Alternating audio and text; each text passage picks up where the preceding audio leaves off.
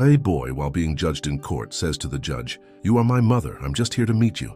What happens next leaves everyone in shock. Before the story begins, comment below which city you're watching this video from. Don't forget to subscribe to the channel and leave a like. Enjoy the story, everyone. Judge Evelyn Montgomery adjusted her glasses as she examined the documents before her.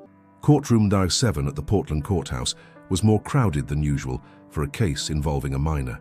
At 53, Evelyn had built an unshakable reputation for firmness and exemplary justice in Oregon's judicial system. The black robe she wore symbolized not only her authority, but also the armor that protected her deepest secrets. Case number 473, Tyler Freeman, 13 years old, charged with trespassing, announced the court officer. Evelyn observed the skinny boy with brown hair enter the room, accompanied by a social worker. Something about those restless green eyes immediately bothered her, like a distant memory she couldn't precisely locate. "Young Tyler, do you understand the charges against you?" she asked, maintaining the professional tone that characterized her. The boy looked directly at her, in a way that few dared. Instead of answering the question, he took 2 steps forward. "You're my mother," he declared loud and clear, his voice echoing off the wooden walls of the courtroom. The silence that followed was absolute. Evelyn felt the world spin as the blood drained from her face. 20 years of judicial self-control crumbled in an instant. "Court is adjourned," she managed to stammer, before rising and practically running to her chambers. Closing the door behind her, Evelyn leaned against her desk, breathing heavily. The past she had so carefully buried had just resurfaced in the form of that boy. The memories she had suppressed for years came back like an avalanche. The hospital, the small bundle in her arms for just a few hours, and then the emptiness. The pressure from her then-husband, Richard, the promising career, the conviction that the child would have a better life with another family. A gentle knock on the door interrupted her thoughts.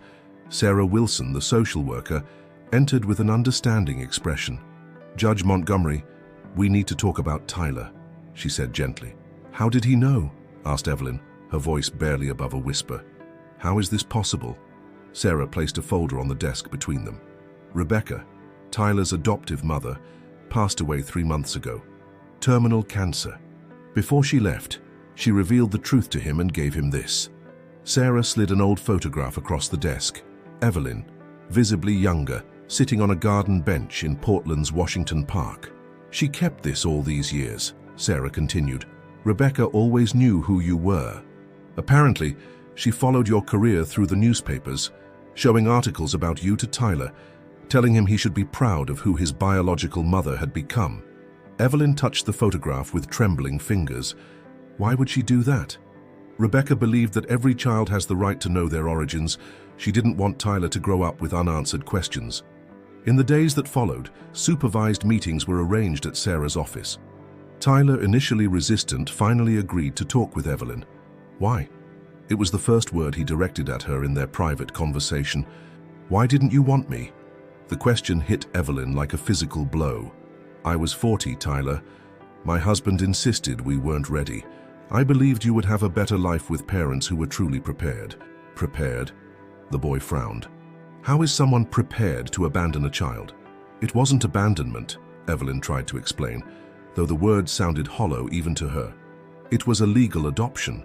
I thought I was doing what was best for you." Tyler looked at his own hands. "Rebecca showed me all your newspaper clippings, said you helped people, that I should be proud. But all I could think about was why you could help everyone else, but not your own son." The silence that followed was deafening. Evelyn realized the depth of the wound she had caused. While building a career based on justice and compassion, she had denied those same virtues to her own son. "I can't change the past, Tyler," she finally said, "but I'm here now, if you'll let me." The boy studied her for a long moment. "Rebecca used to say that sometimes life gives us second chances when we least expect them." The first few weeks were filled with uncomfortable silences and carefully orchestrated interactions. Evelyn, who had spent decades controlling courtrooms, felt completely unprepared to navigate the turbulent waters of late motherhood. Tyler, temporarily in the care of a foster family, agreed to supervised visits on Saturdays. It was during the 3rd visit that Evelyn noticed the sketchbook Tyler always carried with him. "Do you like to draw?" she asked, trying to find some common ground. Tyler shrugged. a gesture she already recognized as his default response when he didn't want to open up. "It's just a hobby. May I see?" After a moment of hesitation, he pushed the notebook toward her.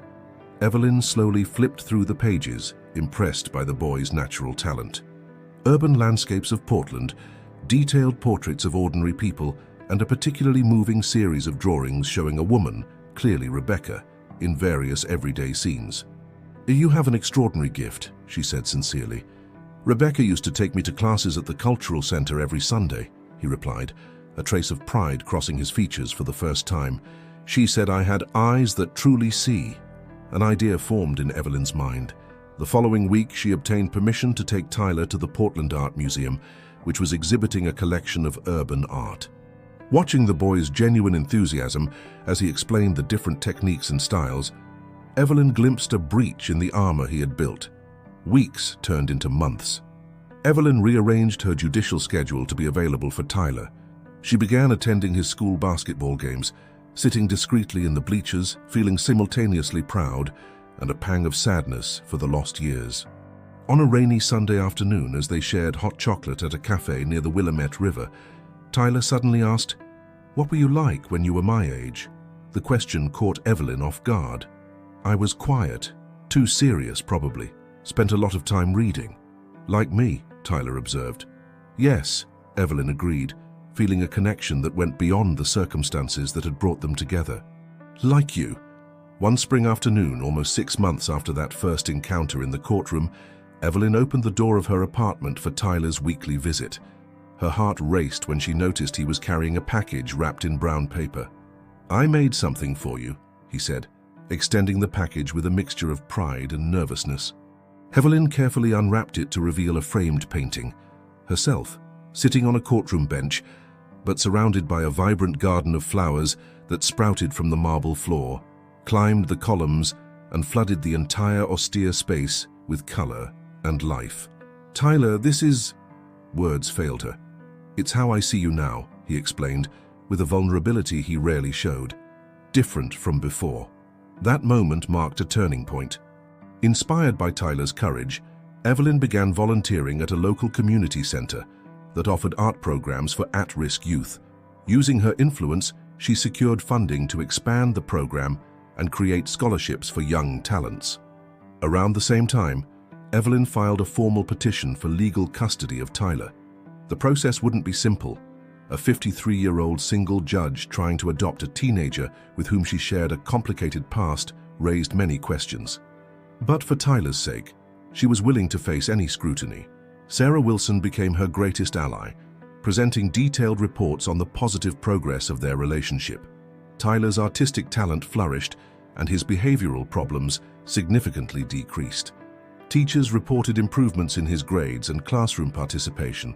One evening, as they prepared dinner together in Evelyn's kitchen, a new Thursday tradition, Tyler talked about his dream of studying at the Pacific Northwest School of Arts. "It's super competitive," he said, absently stirring the sauce they were making. "But Rebecca always said I'd get in someday." "She was right," Evelyn replied, passing him the chopped tomatoes.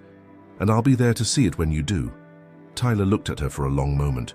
Then, almost casually, as if testing how the words sounded, he said, "Thanks, Mom." It was the first time he had called her that. Evelyn felt tears blur her vision as she continued chopping vegetables, instinctively knowing not to make a big deal of the moment. A lesson she was slowly learning about how to love a teenager. 3 weeks later, custody was granted. As they left the courthouse together, Tyler pointed to the sky where a perfect rainbow was forming over Portland after a passing shower. "Rebecca used to say rainbows are promises," he commented. Evelyn smiled, finally understanding that endings don't need to be perfect to be meaningful. Some stories just need a new beginning. Thank you so much for staying with us until the end. We hope that Evelyn and Tyler's story touched your heart and showed that it's never too late for a fresh start. If you were moved by this journey of redemption and second chances, don't forget to subscribe to our channel and give that special like. Every interaction helps us continue bringing stories that inspire. Every day we share new narratives about the bonds that unite us, so feel free to explore our content. And we'd love to know, have you ever experienced or witnessed a reconciliation that seemed impossible? Share your experience in the comments. We'll be back tomorrow with another story to warm your heart.